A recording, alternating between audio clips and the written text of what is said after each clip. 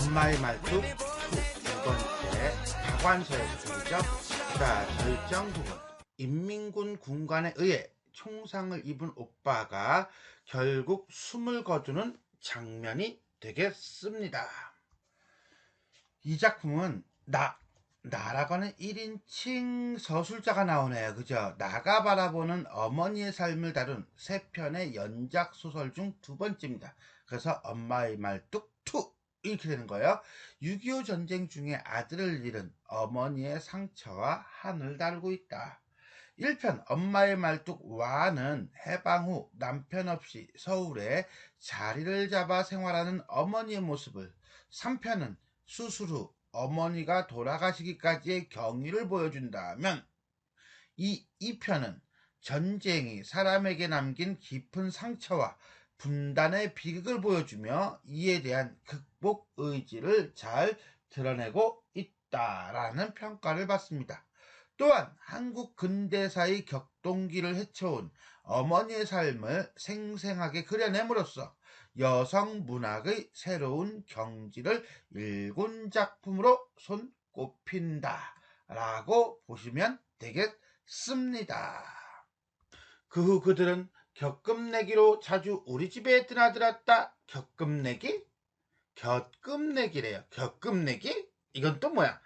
서로 번갈아 하다. 그러니까 그들은 서로 번갈아 가면서 자주 우리 집에 드나들었다. 이 소리가 되겠네요.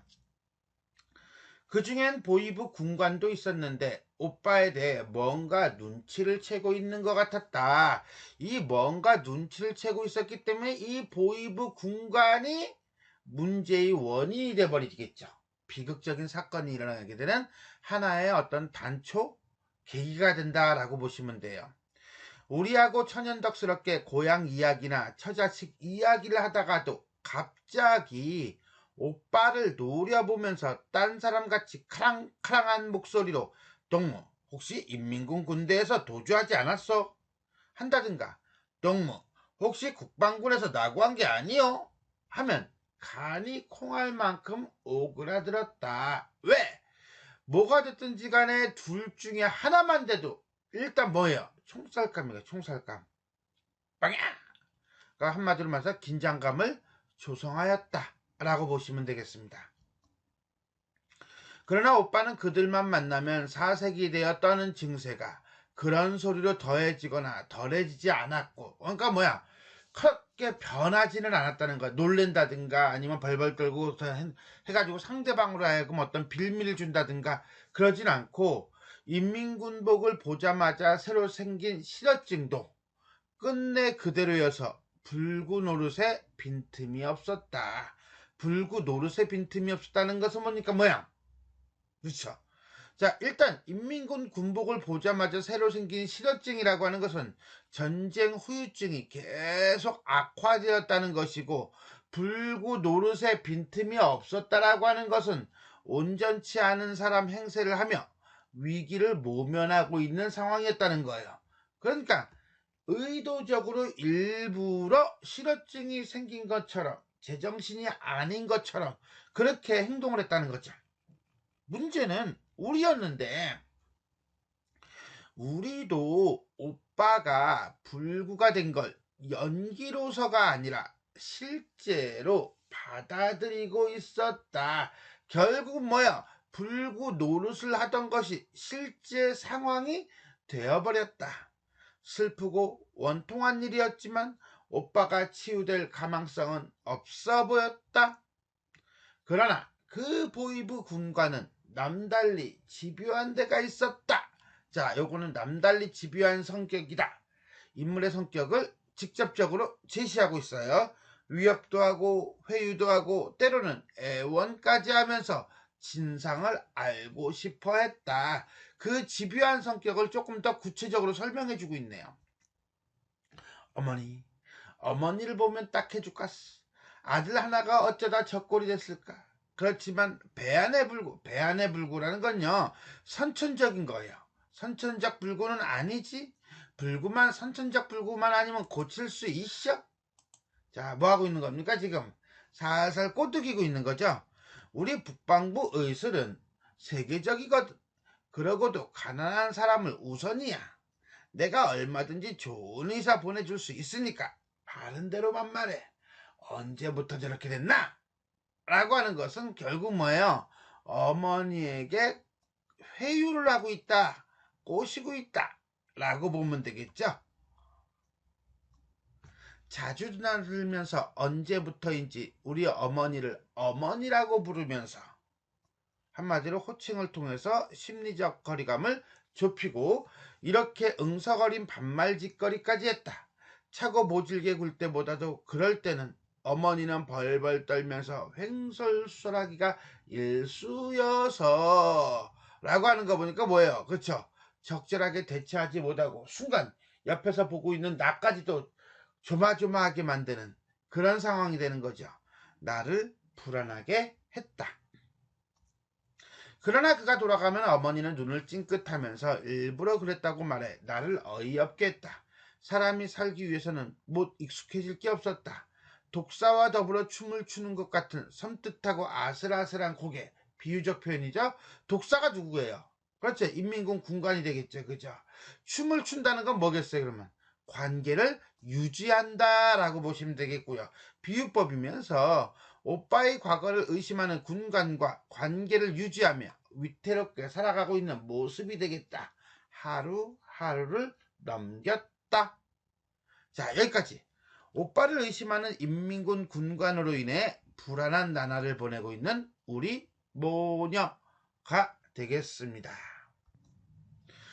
다시 포성이 대포 소리가 가까워지고 라고 하는 거 보니까 지금 뭐야, 저 밑까지 낙동강 전선까지 내려갔던 전선이 이제 올라오고 있다는 거죠. 즉 뭡니까? 전쟁의 상황이 인민군들에게 불리해지면서 새로운 국면으로 전환되고 있고 그 다음에 새로운 사건이 발생할 것이다 라고 하는 어떤 긴장감을 조성하고 있다 라고 보시면 돼요. 그래서 그런가요? 그들의 눈에는 핏발이 서기 시작했다. 어머니는 앉으나 서나 그들이 곱게 물러가기만을 축수, 이건 또 무슨 단어야? 손바닥을 비비면서 비는 거, 비나이다 비나이다, 뭐 상전님께 비나이다 이런 거겠죠. 그저 내 자식 해코지만 마소서, 불쌍한 내 자식 해코지만 마소서. 자식에 대한 어떤 애정, 그 다음에 자식이 안전하기를 바라는 마음이 되겠습니다. 마침내 보이부 군관이 작별하러 왔다. 두둥. 그런데 그의 작별은 특이했다. 내가 동무들 같이 간사한 무리한테 끝까지 속을 것 같소. 이때 동무가 누구예요? 어머니와 오빠, 나 정도가 되겠죠, 그죠? 그러니까 이미 눈치를 채고 있었다, 안 채고 있었다? 채고 있었다. 자기를 속이고 있다는 것을. 지금이라도 바른대로 되시오. 이래도 바른대로 못 되겠소. 그가 허리에 찬 권총을 빼 오빠에게 겨누며 말했다. 안 된다, 안 된다 이놈. 너도 사람이냐 이놈. 결국 뭡니까? 아들을 지키려는 거죠. 근데 이거는 가만히 보니까 위기 부분에서 어머니가 발작하면서 했던 말하고 같지요. 어머니가 외마디 소리를 지르며 그의 팔에 매달렸다. 오빠는 하는 짐승 같은 소리로 신음하는 게 고작이었다. 그가 어머니를 뿌리쳤다. 이래도 바른 말을 안 할 테냐 이래도 하면서 총성이 울렸다. 달이었다. 자, 결국 뭐야? 비극적인 상황이고요. 이거는 어머니가 병원에서 자기 다리를 오빠라고 생각하는 것과 연결되는 거예요. 오빠는 밖에 소리를 못 냈다. 좋다. 이래도 바른 말을 안 할 테냐? 또 총성이 울렸다. 같은 말과 총성이 서너 번 되풀이됐다. 잔혹하게도 당장 목숨이 끊어지지 않게 하체만 겨냥하고 쏘았다. 결국은 어머니의 다리 수술 후유증이 어머니의 발작으로 이어지게 된 원인은 그 다리 수술은 오빠의 다리에 총상을 입은 것과 같은 연결고리를 가지고 있다는 것을 체크할 수 있습니다. 오빠는 유혈이 낭자하게, 이거 피죠? 기절에 꼬꾸라지고 어머니는 그가 뿌리쳤 나동그라진 자리에서 처절한 외마디 소리만 들으다가 까무라쳤다. 죽기 전에 바른 말할 기회를 주기 위해 당장 죽이진 않겠다. 그 군관은 다시는 나타나지 않았다. 며칠 만에 세상은 또 바뀌었다. 결국 뭡니까? 이제는 국군이 수복을 한 거죠. 전쟁 상황이 변한 거예요. 오빠의 총상은 다 치명상이 아니었는데도 며칠 만에 운명, 즉 죽었다. 결국 오빠가 죽었네요. 이거는 결국 뭡니까? 어머니에게 있어서는 커다란 상처와 한이 된 거죠. 출혈이 심한 데다가 적절한 치료를 받을 수가 없었기 때문이었다. 그 며칠 동안에 오빠의 실어증은 회복되지 않았다. 그 며칠 동안에 낭자한 유혈과 하늘에 맺힌 원한을 어찌 있겠는가? 그냥 덮어둘 수는